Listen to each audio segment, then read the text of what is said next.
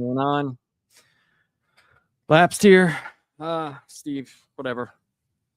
So I haven't done one of these in a long time, but I've been asked multiple times in the chat and on Discord what I've been reading lately. What's good out there? What should I be reading? Well, I don't have answers for what you should be reading, but I can tell you what I've been reading.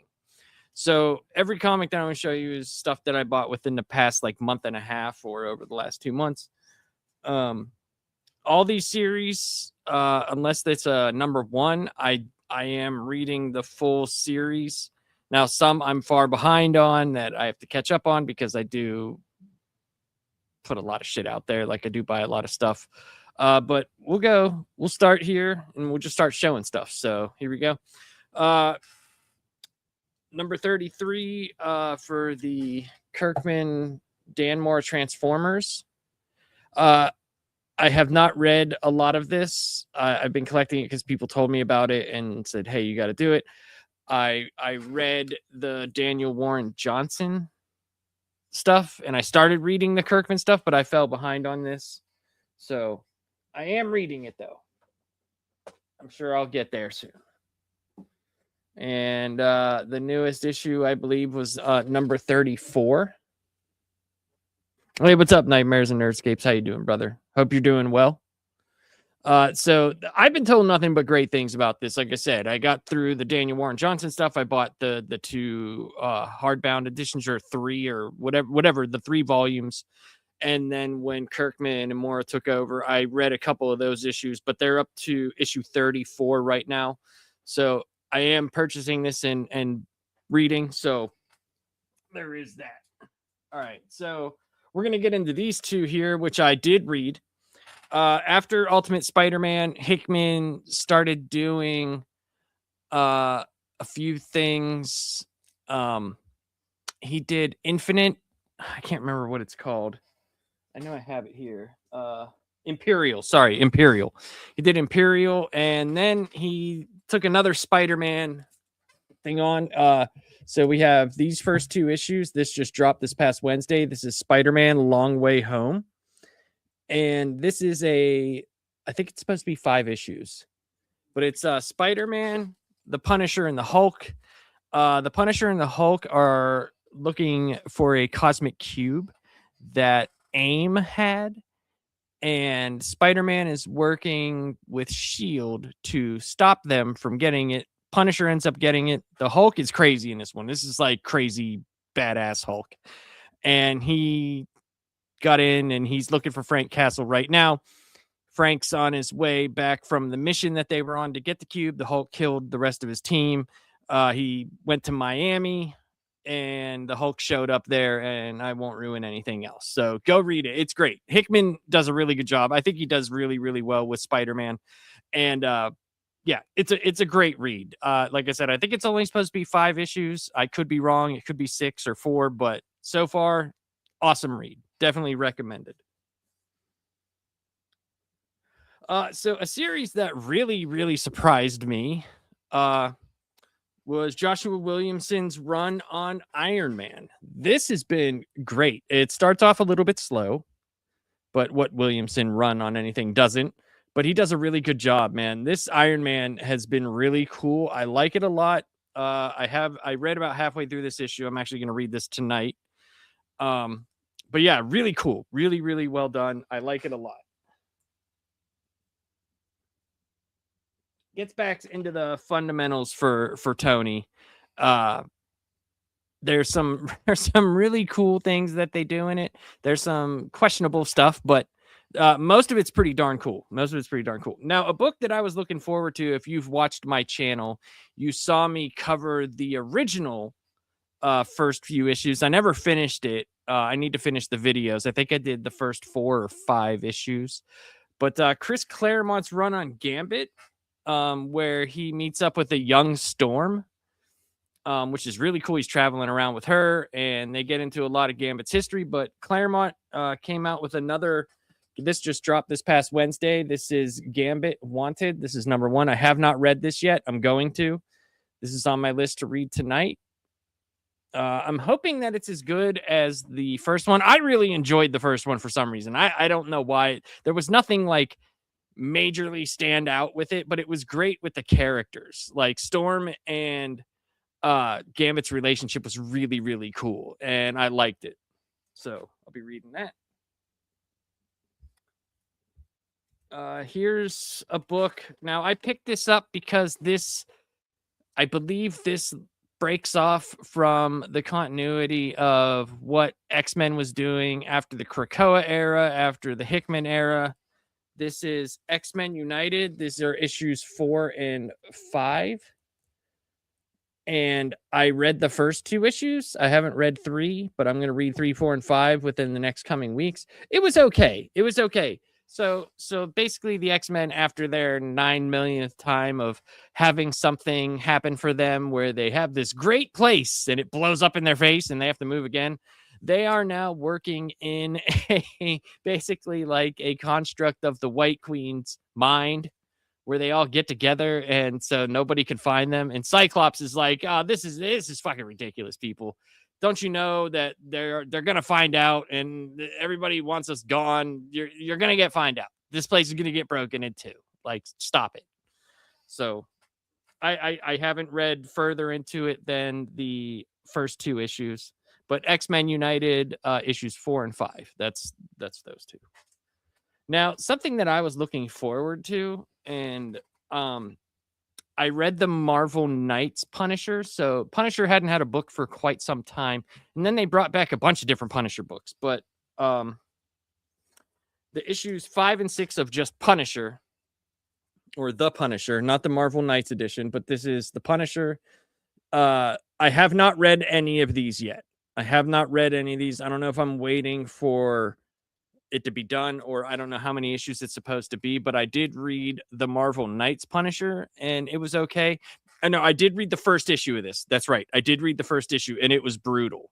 I do remember that. There was a lot of shooting and death in this, and Frank fixing himself up in some old lady's bathtub, but pretty cool. I'll reserve judgment. Like I said, I only read 1 issue, so we'll see where it goes. Hopefully it's good. I don't know if you guys leave a comment if you guys have read it, what you guys think of it. So here's a book that I'm surprised I'm still getting, because usually I don't like stuff from this guy. A lot of people like this writer. I liked his Daredevil run and I like Devil's Reign, but Chip Zdarsky has been doing Captain America.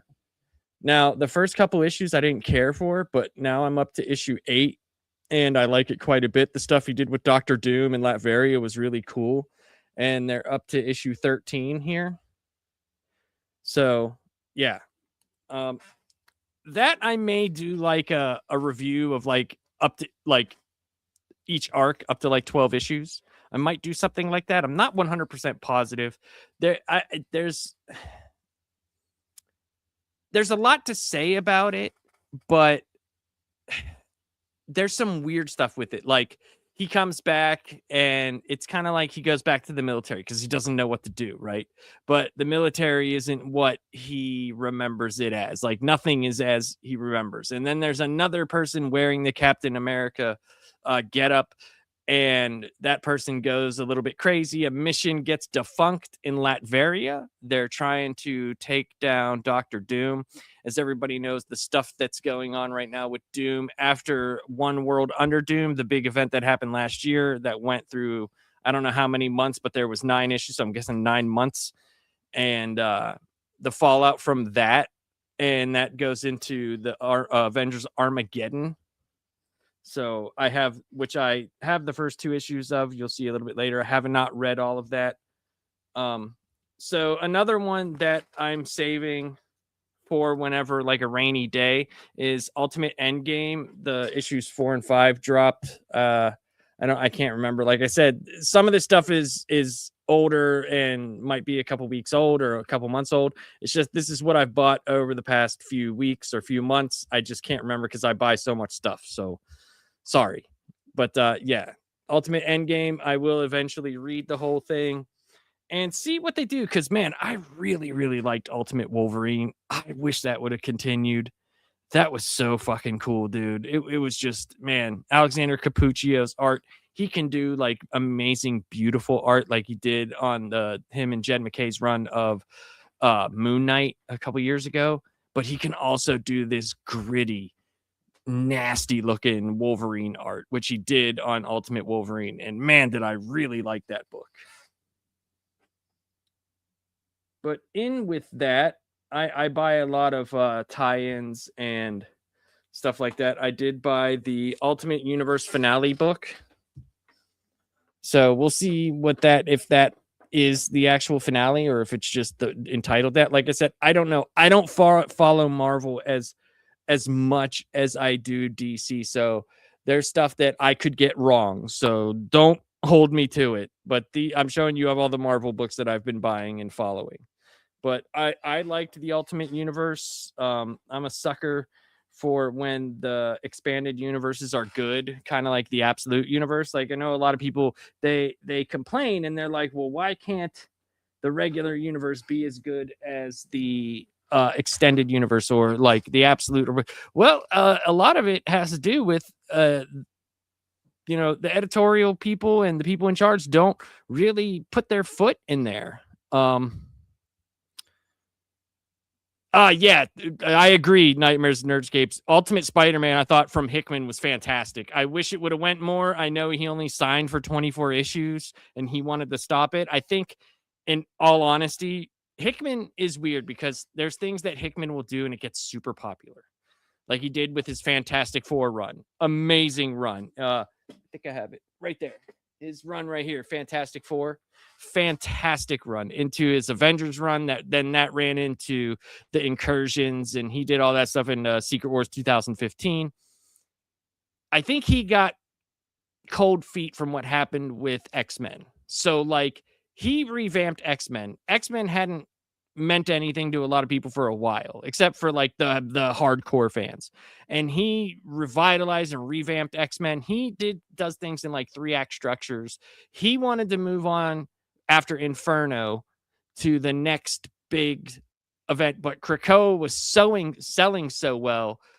The writers, and they all vote, they were like on Team X, no, we're not moving on. No. So he was like, fuck it. Well, here's my plan for whatever it was. You guys do whatever. And he left. I think that honestly pissed him off because I think he had a story that he wanted to tell and he didn't get to do it. And that seems to happen to him quite a bit. So I understand why he's writing these like 4 and 5 issue things. And I think with Ultimate Spider-Man, they were trying to really bring back the Ultimate Universe. And he was like, 24 issues, regardless of how well it sells. And it sold like amazing for books nowadays. It sold great. And it was an awesome book. Who would have guessed Peter Parker married to Mary Jane with kids doing stuff would sell well? Who'd have guessed? Like great writing. Who would guess that people would like that? So Hickman's a weird one, man, because like I love his writing. He really does set in the long game. He lays all these like seeds and then hits them boom, boom, boom, boom, boom. Like if you have like 5 major points that you want to hit and the stuff in between, he does really good, but he hits those points, man, and writes some really good stuff. Now, a book that I was completely surprised by was this run. So Philip Kennedy Johnson did the run on Incredible Hulk. And that transferred over to this, which is Infernal Hulk. And I didn't know that. And I read the first issue of Infernal Hulk. Me and Warren were messing around reading. And I was like, dude, this is amazing. This is so cool. It's so different. So different. And I had to go back and buy all the Johnson Incredible Hulk trade. So I did. I went and bought all 6 that day. Went back and read them. And man, Infernal Hulk has been a lot of fun. This is a cool Hulk run. It's different. I don't want to ruin what is actually going on with Hulk in this. I don't want to ruin why he's purple and has the green stuff coming. I don't want to ruin it because it's something that they haven't done with Hulk, at least that I remember, in quite some time. like something. Hulk usually deals with some like crazy, powerful things, or he goes, like in Planet Hulk, gets sent off because he rampaged Las Vegas and then comes back and wrecks havoc on everybody. But this is different. This is Hulk and magic, and very, very different. What? Oh, Miss Sparkles, whatever. Whatever you say, Miss Sparkles. How are you doing? I'm sure I'm ruining somebody's day. I don't doubt that. A book that I don't even know why I buy anymore, except for collection purposes, is Amazing Spider-Man. And yeah. Joe Kelly, I liked his previous stuff. Did not care for this so far. There's been a few books that I really liked in this. Art's been fine. I think Patrick Gleason. So is it? Yeah, Patrick Gleason and Ed McGuinness and a few other artists have done this. This comes out every couple of weeks, so it's weird. It's not one of those monthly ones. Like this started not long ago, and they're already on issue 33. So that was 31, 32, and 33, and I have all of them. And it's one of those trains that I need to get off of. All right. This is another book that spawned out of the One World Under Doom, and it goes into the Avengers Armageddon. And this is Doom Quest 1 and 2. I love the cover for 1. Have not got around to reading this yet. I will read it because when I read what's coming up next, I was like, I don't quite. I mean, it's understandable, but I'd like a little bit of the backstory, and that is the Avengers Armageddon. So I think you gotta read some of the backstory and stuff that's been going on to fully appreciate what's going on in Avengers Armageddon, but we'll see where it goes. We'll see. This is another Zdarsky book, so if you love Chip Zdarsky, all more power to you. All right, so I picked up the other Challengers of Doom. They're doing like little one-offs with where Doom fights different guys, and this is Doom versus Mr. Fantastic. So that's pretty cool. And then the last thing that I got from Marvel is I've been buying a lot of the old facsimile editions, which I really do like. And I bought the first 5 issues of the Silver Surfer. So these are the original Silver Surfers, but the facsimile run, this is issue number 1. Really cool. And the books are huge, man. You forget how like big books were. Like there's like 80 pages in here. And this is from the 60s. So it's pretty cool. Like it's really cool to have that old art and those old covers and stuff like that. It's really neat, I think. I like these facsimile editions. And number 3. And that's him versus Mephisto. So that's pretty cool. You gotta love that. But yeah, the facsimile editions, I'm digging. I ended up buying the foil cover for number 4. I think that's pretty cool. Pretty neat. And the one that just dropped this past Wednesday was issue number 5. I don't know how many they're doing. I'm not gonna buy like all 70 of the original run, but I'll buy a few of them because it's pretty sweet. So that's what I got from Marvel this past couple of weeks. So yeah, I'm digging it, man.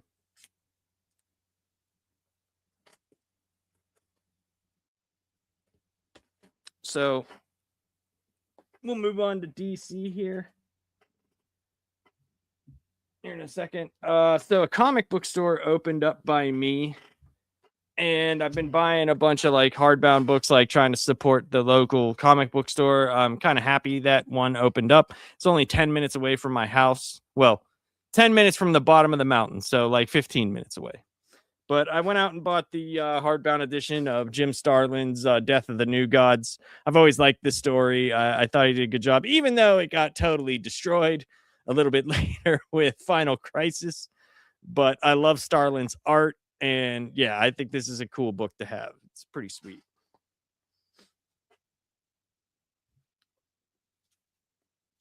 They also had those artist spotlights and writer spotlights called Marvel Visionary books. These are a little bit bigger, so I wanted this.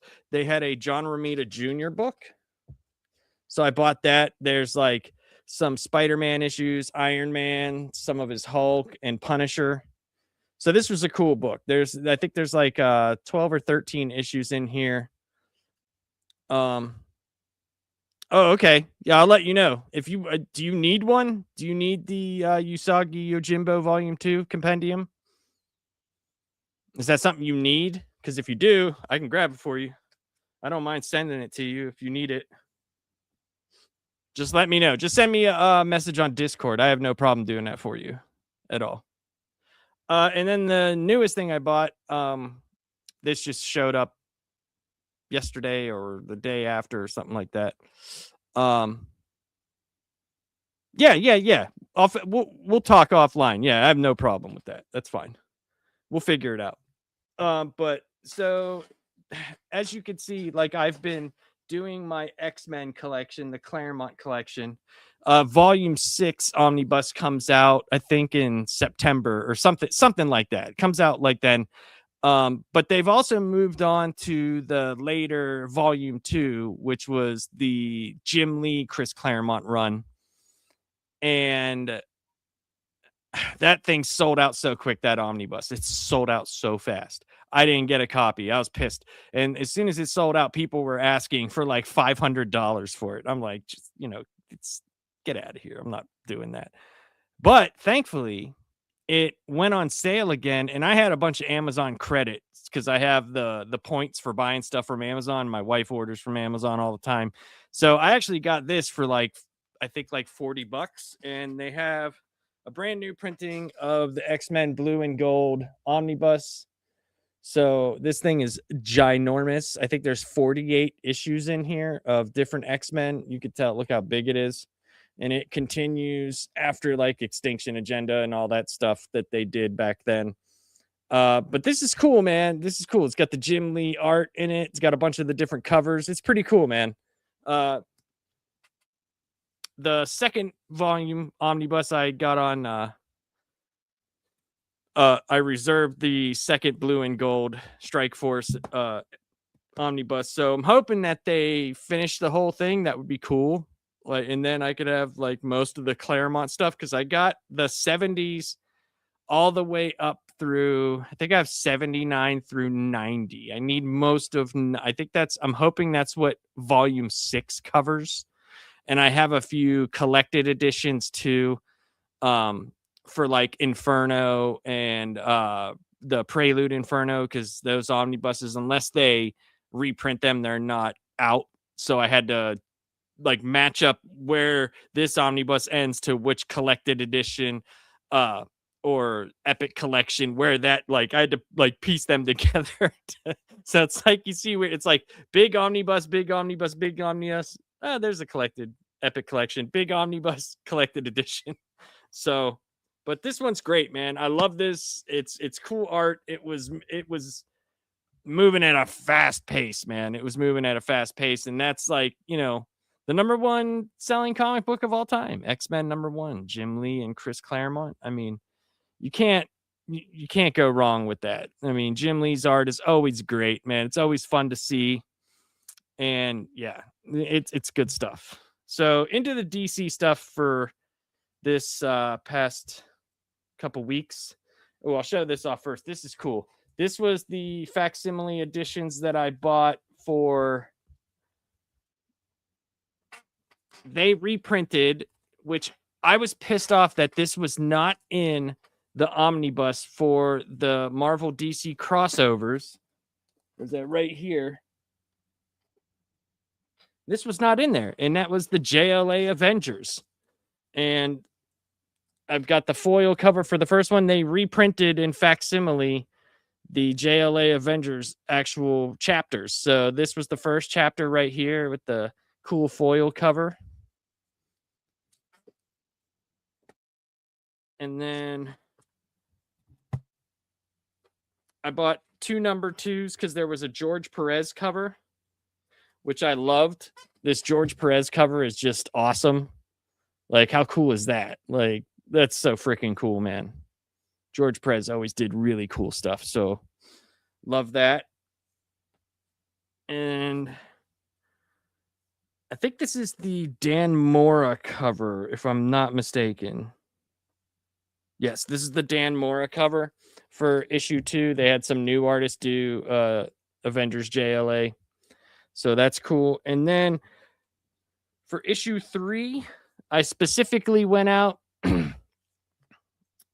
and got the Alex Ross, like Kingdom Come style cover, which just look at that. That water painting is so cool, dude. His characters are so amazing looking.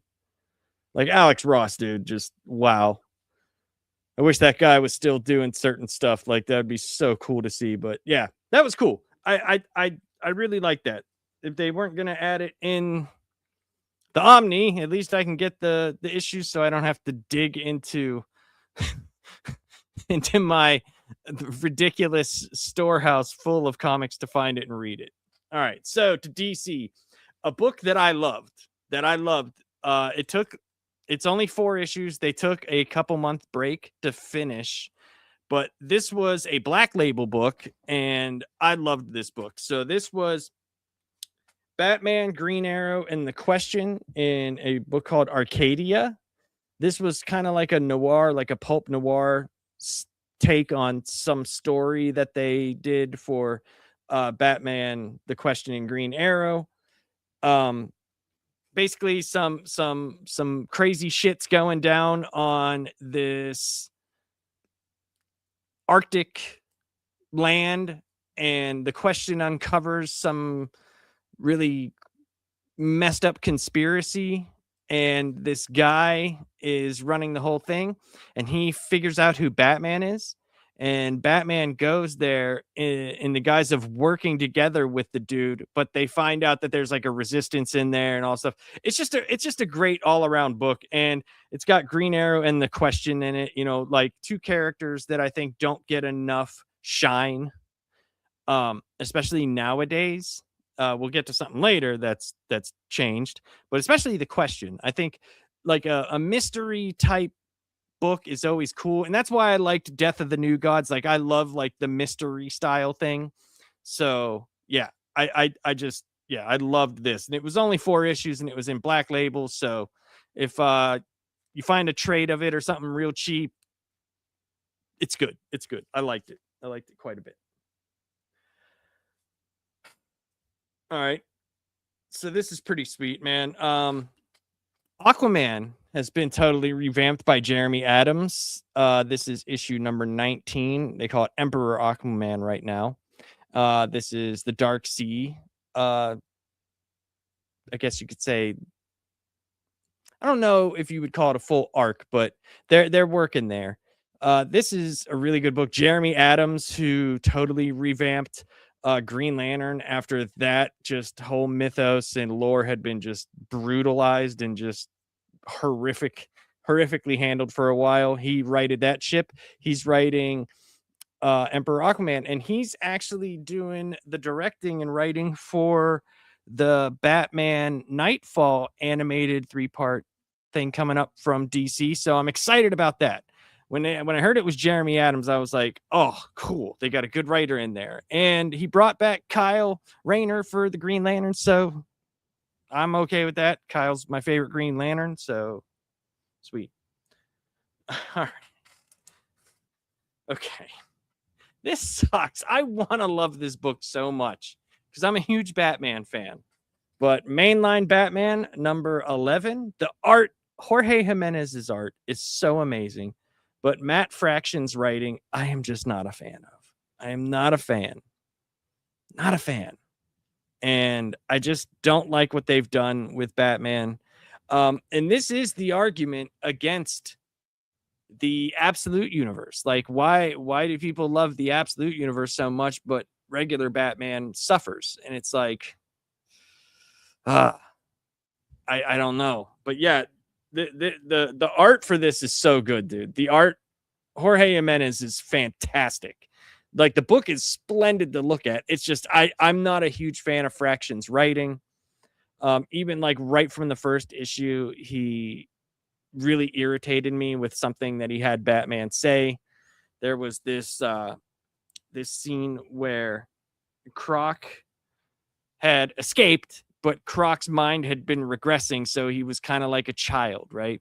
And that's what the doctor was trying to tell Batman. And Batman yells at her, "Nobody really changes ever." And I'm like, that's what Batman does. Why do you think he's not killing the people? He's trying to get them rehabilitated. He thinks they can change. And this dude literally fundamentally said nobody can change. Like, right from the first issue, he doesn't understand the fundamental principles of Batman. And I'm like,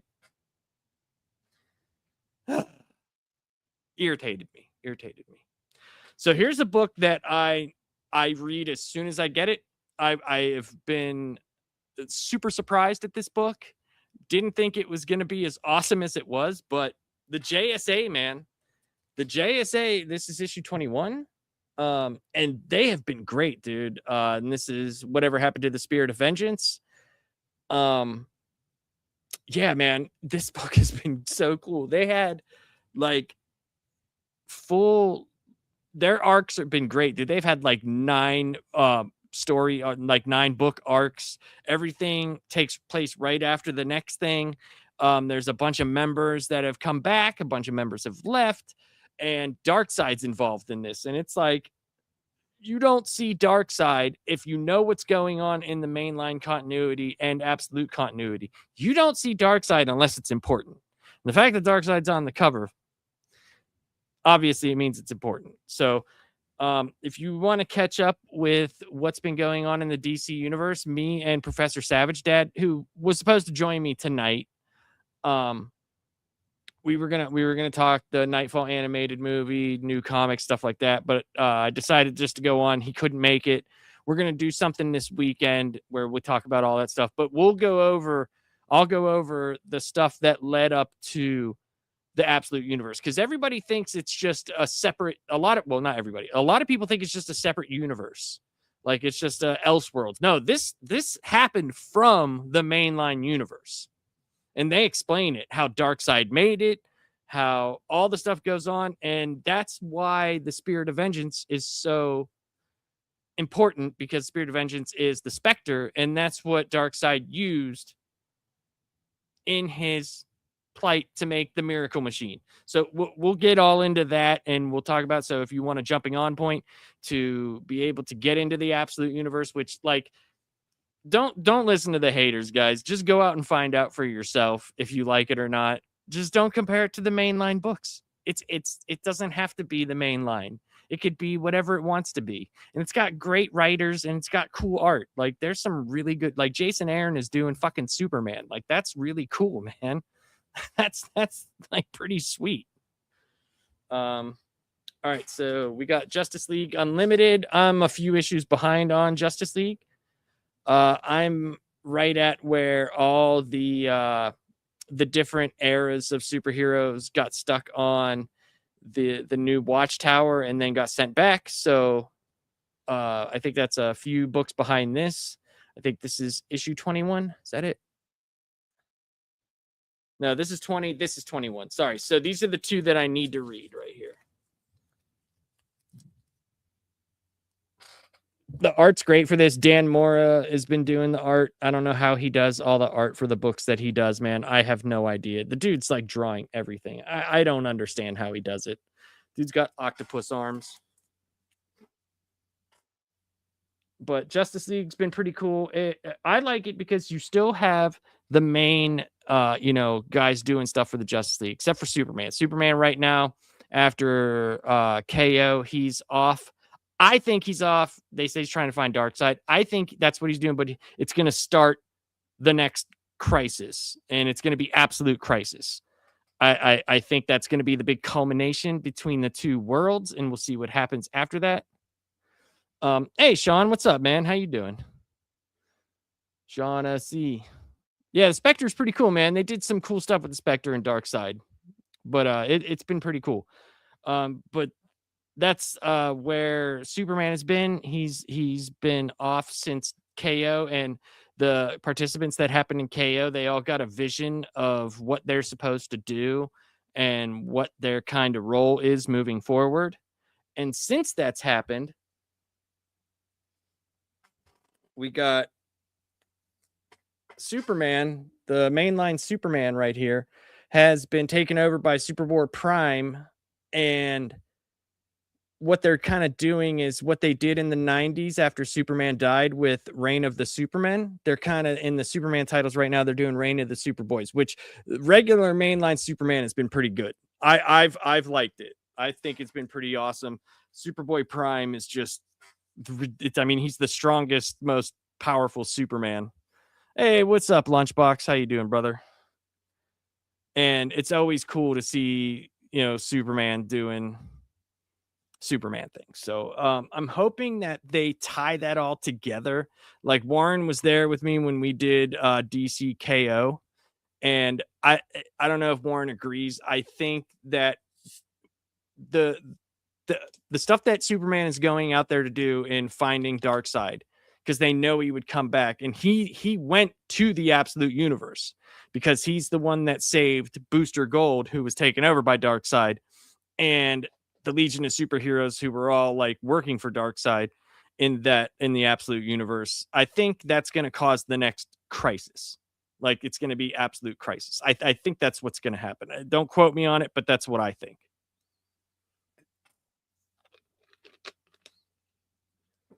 Next books are the Green Lantern books. This is Jeremy Adams at his finest. We got Kyle Rayner back.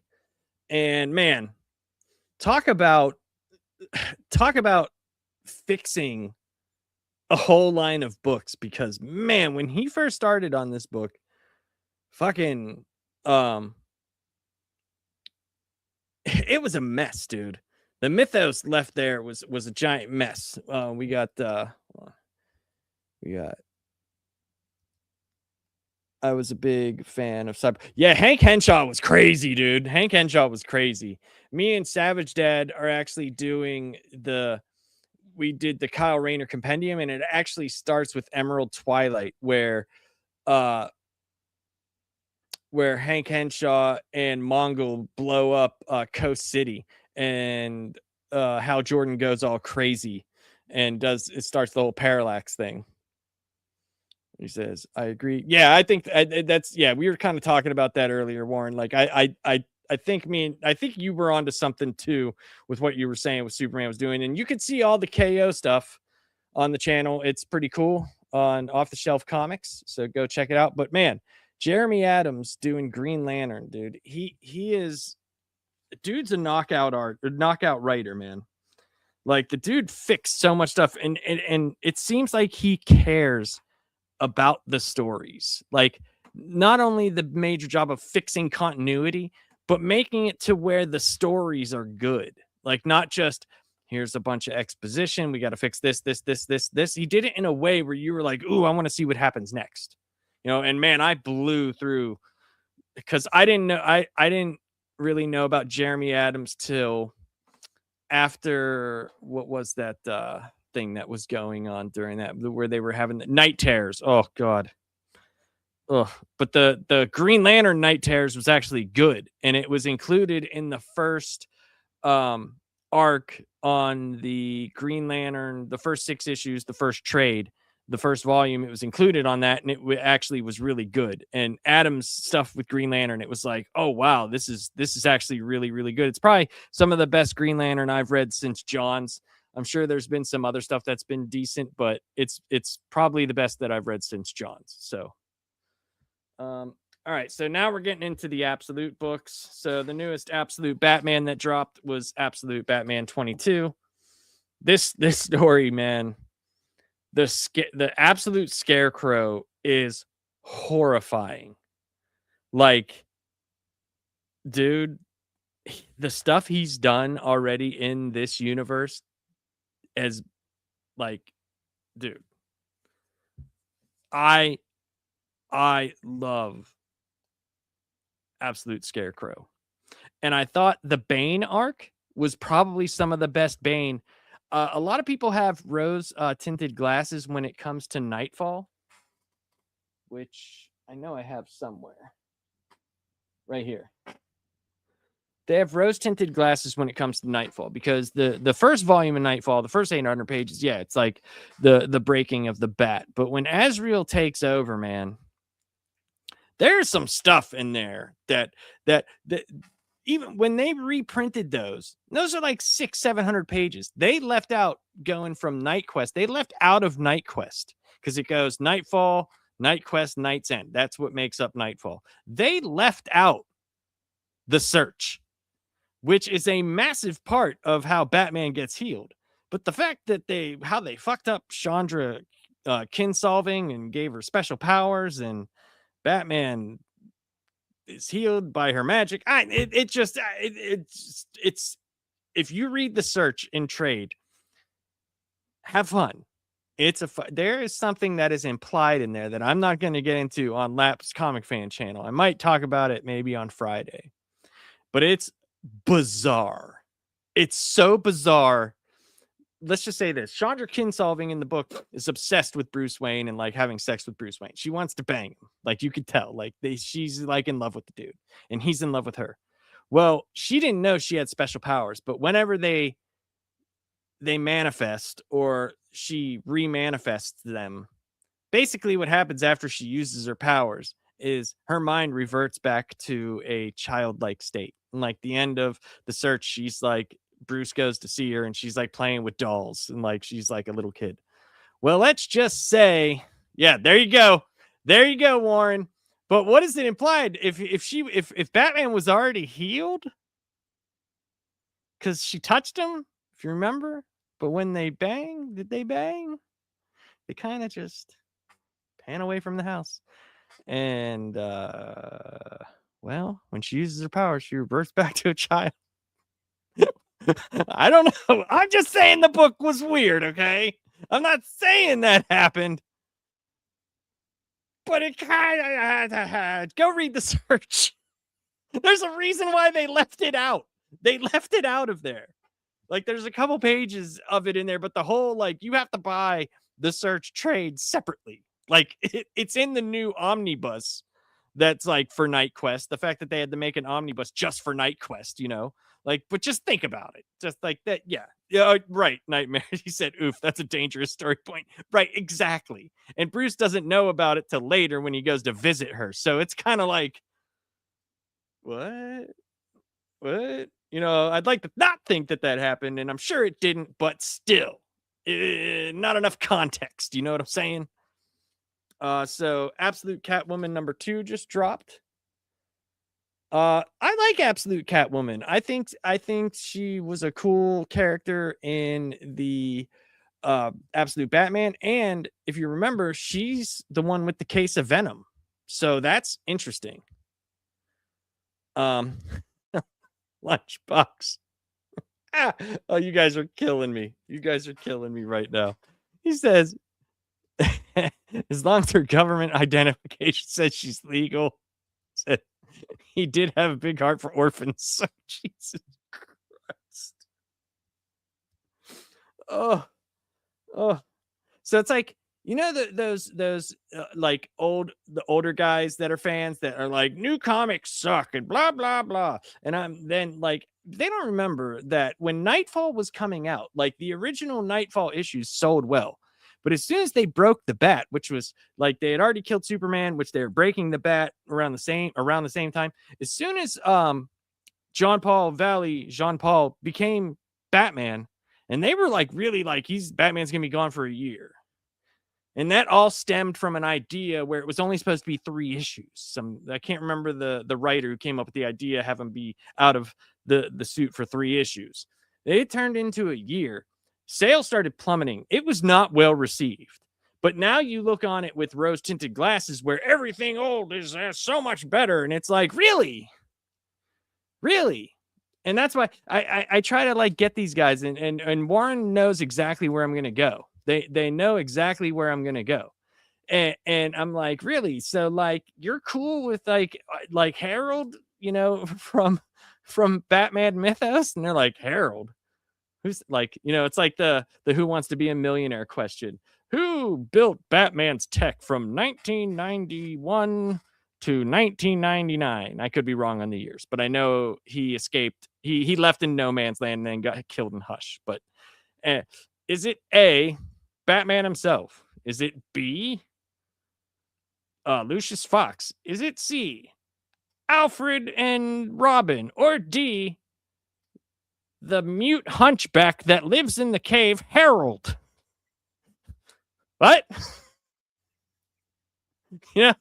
Like, the answer is D.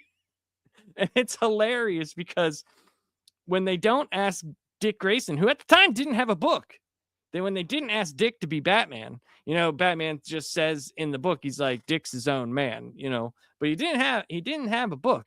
When they make Jean-Paul Valley Batman, who they knew for all of like a month, like the Sword of Azrael book, and then the Vengeance of Bane, and then Knightfall. So it's like,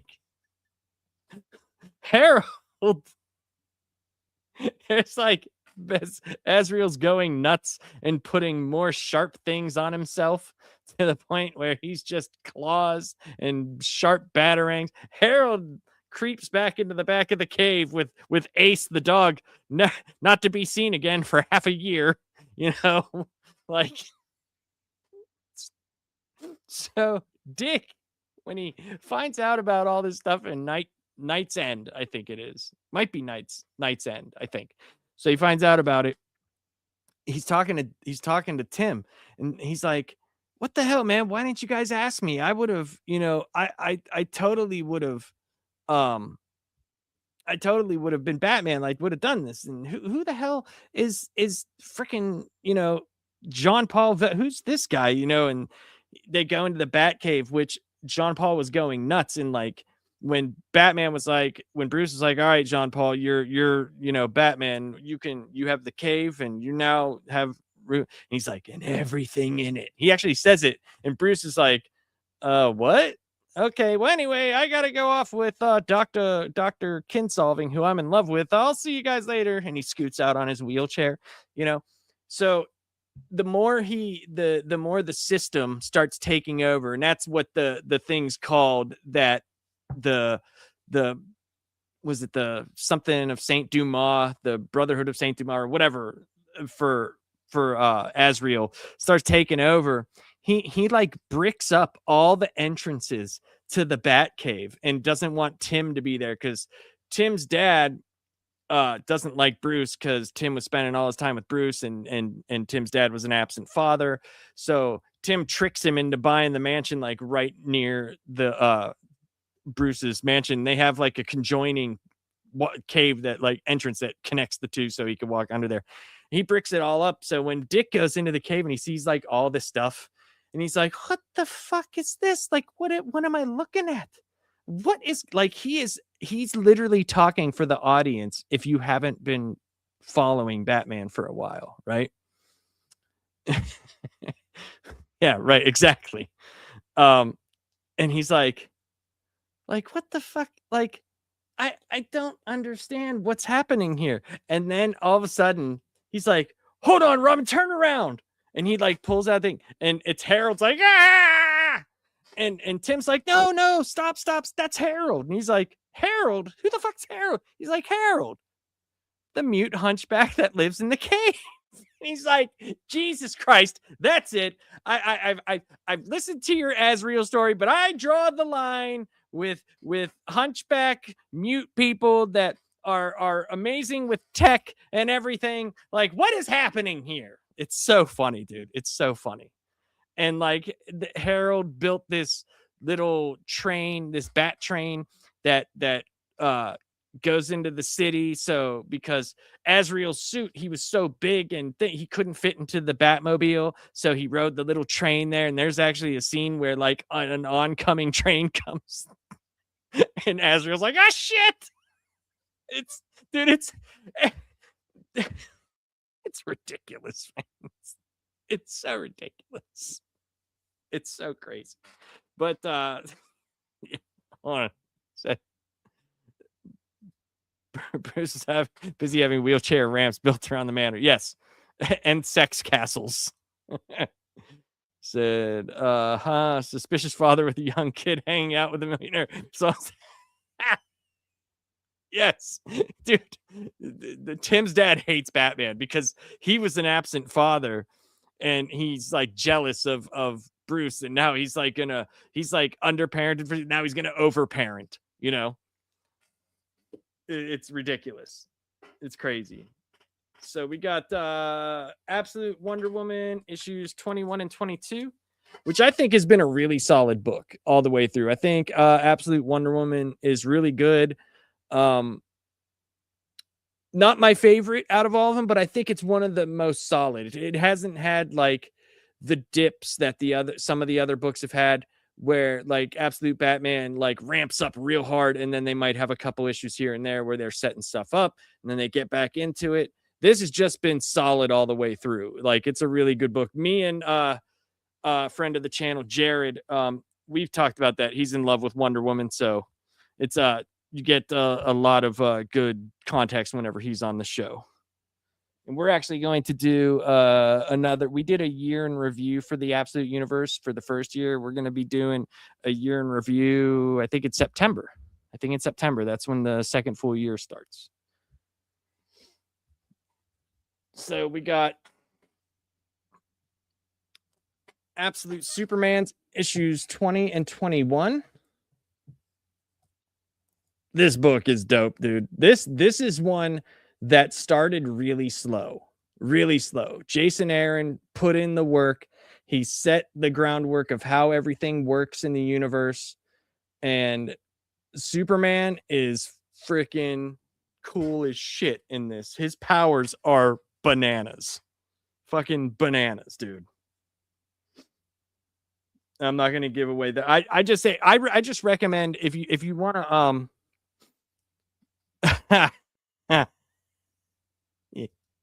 Absolute Wonder Woman is a better Greek Odyssey. Jesus. What do you mean? You don't like what you don't think Elliot Page is believable? Get out of here. But Absolute Wonder Woman, Absolute Superman, good books, man. The stuff, the Brainiac issues of Absolute Superman are crazy. And I like how they mix up the villains. Like Absolute Superman's main villain is Ra's al Ghul, which is cool, right? That's neat.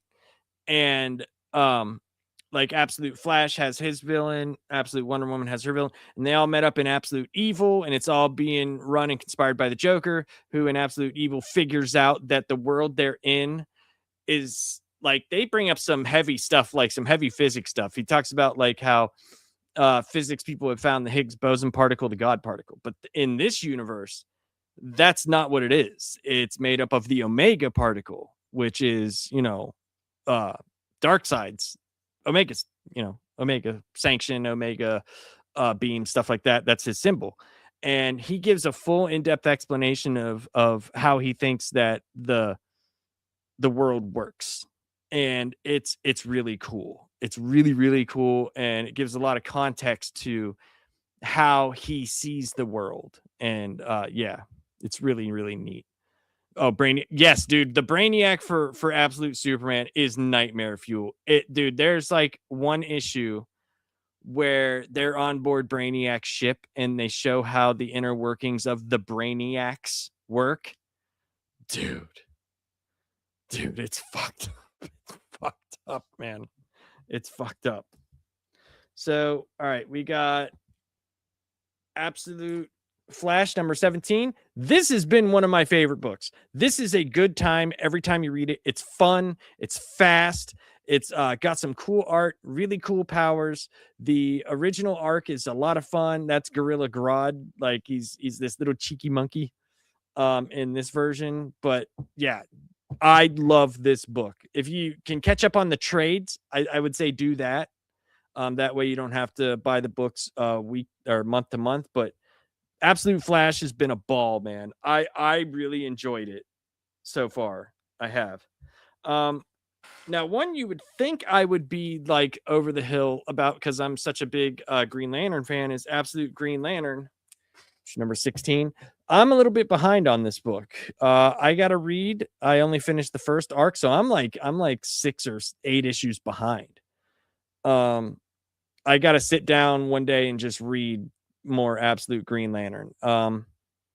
And I'm going to. So I can't really comment on this except they set up some really, really cool stuff right from issue 1. They set up some really cool stuff. The stuff that happens to Hal Jordan is fucking bananas. Completely different than what any Green Lantern story that they've told. So I don't know where this is gone. I can't give an opinion. I've been buying it, but I can't give a full opinion. So a book that is done right now was Absolute Martian Manhunter. Now, here's the thing. Everybody looked at the art for this book and was like, that art is terrible. I'm here to tell you it's different, right? It's not terrible. This was one of the most interactive books, like where there's pages where you have to open and like look at them in the light and turn them upside down and do this and do that. The story for this was so fucking cool. How the Martian powers work. When they're explaining it, it's so fucking cool how they show the guy realizing what he is. It's dude, it's so awesome. This is one I wasn't going to buy Absolute Martian Manhunter at first. And it was on sale, like issue number 1 was on sale at because I think they were on like issue 2 or 3 whenever I first bought it, and I bought issue 1. I went back the next day.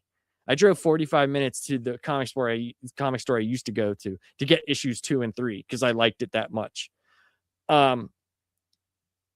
It was it was supposed to be 6 issues, but fans loved it and it sold so well that they did 6 more. So I'm hoping that somehow this continues, but this is supposedly the last issue. It was so awesome, dude. Like I don't want to ruin it. It should be in trade form. I think this dropped like a couple weeks ago. So the full thing should be in trade, or at least volume 1 and then volume 2. The story is written so well and so cool and so like yeah, he says it looks like almost 60s psychedelic rock. It is. So basically, like, it's a cop, right? And he doesn't know he's the Martian, right? And he has an accident.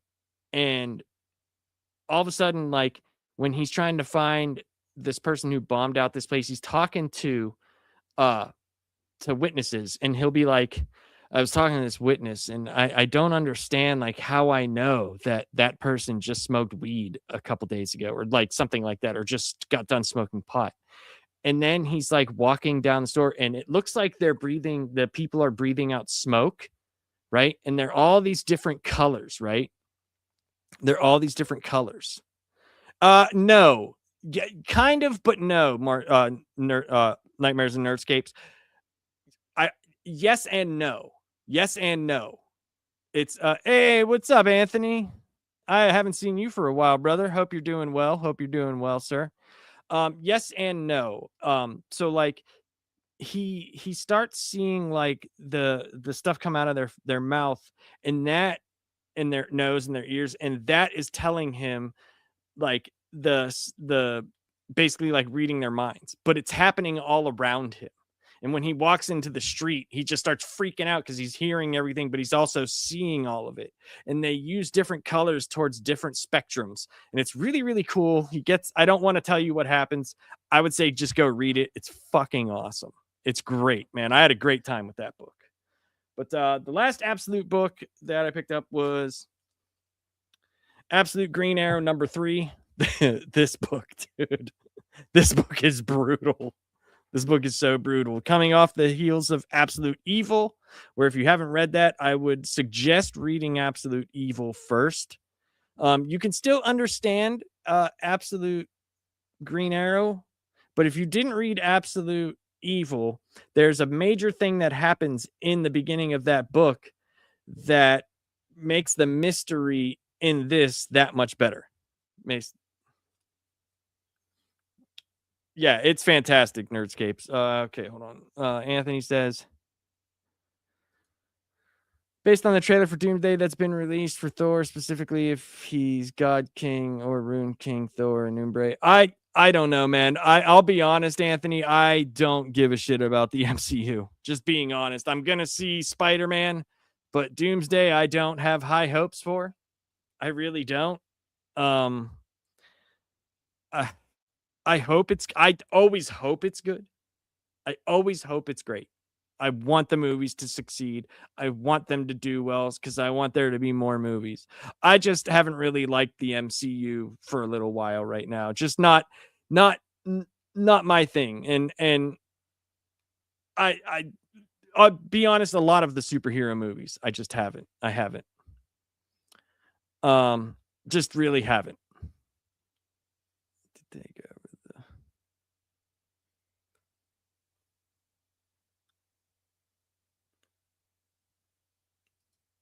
Yes, I'm assuming you're saying Absolute Martian Manhunter. Yes, I liked it. Yes. I liked our Absolute Martian Manhunter. Yes. I liked issue 12. I like how it played out. Yes. All right. So the last few books that I got were, obviously I've been following this since issue 1, but Batman Superman World's Finest dropped number 53. And probably my favorite Superman book right now, Superman Unlimited number 15, has been doing the battle of the Super Boys, Super Sons, but Super Boys. It's been great. It's been fantastic. I love Superman Unlimited. It's been really cool. And the last one was Action Comics 1100. Can't go wrong. You know, I mean, Action Comics hasn't been what it's been for a long time, but I still buy it. But those are the 70 monthly pulls that I get each month. It's usually about 60 to 70 books depending on release order. Did they release a new John Hex book? Not to my knowledge, not yet. Anthony, I haven't seen one. I have not seen one. I don't know if they'll do a Black Label one, but I haven't seen a mainline just straight Jonah Hex book. I hope they do. I like Jonah Hex. I think Jonah Hex is pretty cool. I think he's underutilized. I think you could tell a lot of stories with him. I don't even know if I saw him in the Justice League Unlimited when all the heroes got displaced. I can't remember if it was the Twin Gunners or if it was Jonah Hex. I might have to look through that and see, but I don't know. That would be awesome. I think a Jonah Hex book done right would be cool. Oh, that's true. That's true. Would be way too perfect in the Absolute Universe to the point where stories would be way too boring. Do you agree? No. I am a mass proponent of being able to tell stories, and regardless of what world it's in, right? The world that it's in shouldn't matter whether it's good or not, right? It should be good on the merit of the writing. I think the reason why the Absolute Universe is doing so well is because the writers are being allowed to tell the stories that they want to tell. They're not hinged by years and years, 90 years of Batman continuity. 92 year or 80, how many ever years. They're not bogged down by all this continuity where if you go, say, make a Jonah Hex book, right? You might have to go back through the archives and read where Jonah Hex was last to write a new story. And if it doesn't fit in the story that you want to tell, you might not even be able to write that story, right? Where a Jonah Hex in the Absolute Universe, as long as the character is Jonah Hex, you could tell whatever the hell story you want to. I actually think that Um, I just think it would be cool. Let's see. Am I excited for the Midnight Marvel universe, or are you not excited for eventually cancel? Well, I think the crazy part with the Ultimate Universe, it all hinged on Jonathan Hickman, and I think people forget that he only signed on to do 24 books, and that's their fault. That's Marvel's fault for not letting him do what he wanted to do with X-Men, not letting him do what he wanted to do with other books. The dude always does the 3-act structure, and I know he's for this Midnight Marvel universe. He's doing like a vampire book or something like that. Um, and it shouldn't only propagate off the sales of one guy. Yeah, Ultimate Spider-Man was amazing, but so was a lot of people liked Ultimate X-Men. Peach Momoko, a lot of people liked her stuff. A lot of people liked Ultimate Black Panther. Was it selling like the other books? No, but it was selling more than regular Black Panther or any of the other books that they had. So it sucks that whenever he decided, like, I'm only doing 24 issues, what she signed on for, because he shared that on his Substack. He was like, I only signed a 2-year deal for 24 issues. He even said like the last issue will take, they'll take a couple months off, and then the last issue will come out. It sucks that they cancel. I actually talked about it earlier. It sucks because I loved Ultimate Wolverine. I loved it. Right.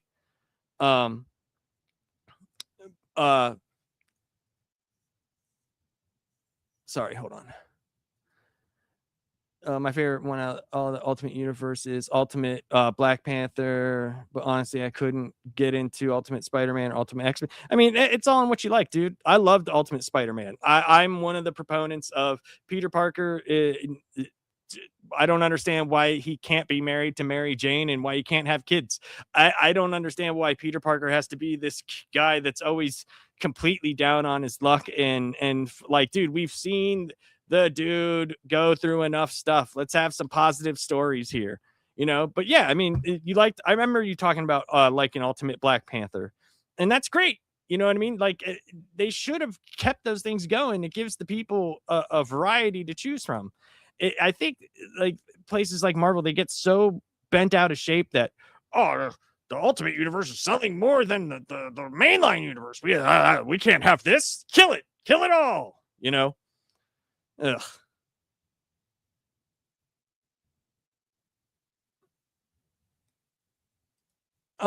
Yeah, I don't like. Here's the thing. I understand that what you like for Spider-Man has always been where he's not attached to one person and being married to Mary Jane. I like when he's more of a playboy. Here's the thing. I don't care about what goes on in his sexual things. I don't care that he dates a lot of women or does that. I like whenever he has deep-rooted stories based on the villains that are ahead of him. I like his rivalries, and I like the street level things. Me personally, I am not a dude that's in books for romance or anything like that. I personally just don't care. That doesn't move things. But it's shown if you look at the sales for Spider-Man, it always does well when they stick to he's with Mary Jane or when he's with Gwen Stacy, and they do those type of adventures going on from there. The damsel in distress always works when he cares so much about that one person. It your wife or your girlfriend or whatever, when I have to keep you safe, that's like that's massively huge for Spider-Man. But I mean, hey, everybody likes what they like, and you're not wrong for liking that. You are not incorrect for liking what you like, and that's the beauty of comic books, man. There's stuff out there for everybody. Like me, I liked DeMatteis's Spectacular Spider-Man back in the day because it was more like the human story of Spider-Man, you know okay. They attach him to Mary Jane. His stories can be very biased in one note. What I'm saying, I don't know if I agree with that, but that's your opinion, and you're allowed to have that. I mean, some of the best stories that they had in the 70s and 80s, he was with Mary Jane. But I loved Ultimate Spider-Man, the Hickman run. I thought it was fantastic, and I even like the new I don't know if it's like going to be 5 issues, but Long Way Home. Hickman Spider-Man. I love Hickman. I'm a huge Hickman fan. I have been. I mean, this whole top row, except for Judgment Day, and this is all Hickman. That's all Hickman right there. Secret Warriors, all that stuff. That's all Hickman, except for X-Men Apocalypse, Age of Apocalypse, and the AXE Judgment. Mainline Spider-Man in the 90s and early. I don't think he did Spider-Man in the early 90s. I don't believe so. Because he was doing East of West.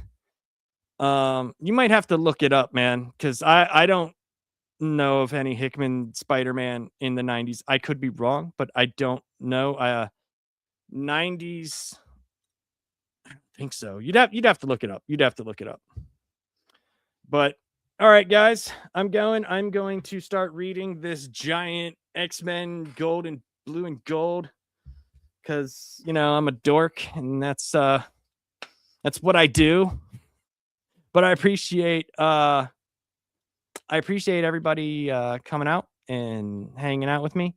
But yeah, because I think I have East of West with Hickman, and then Secret Warriors, and then he did a bunch of one-offs, right? And then his big debut was the Fantastic Four, which led into the Avengers run that he had, which led into, because no, he did Shield. That was his big first one after Secret Warriors. It was Shield. And then the Fantastic. What's cool with Hickman is you can read all his stuff and they all tie in together, which is kind of neat. Like, he always lays those little seeds which tie in together, and especially going from Fantastic Four, because he's the one that built the bridge. He's the one that did the bridge, the Council of Reeds, all, like, there was that back in the day, but like, he's the one that perfected that type of stuff. But yeah, anyway, I appreciate you guys hanging out with me. Anthony, good to see you, man. I haven't talked to you for a while. Hopefully I'll see you next time I do a show. So you're always welcome here, man. Love talking to you. Nightmares and Nerdscapes. I'm going to message you, brother, and I will look for that volume 2 for you. No, I have all, if you watch the video back, you'll see, I have the newest issue of Captain America by Chip Zdarsky, number 13. I think I'm on issue like 7 or 8 right now. I didn't like the beginning, but I liked the Doctor Doom stuff that they did. I liked the stuff. I liked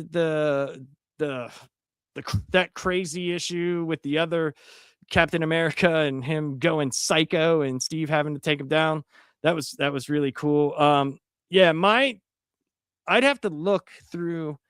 So there's Amazing Spider-Man from the 90s and Spectacular Spider-Man, Web of Spider-Man and stuff. I have, I think, from 1969 through 94.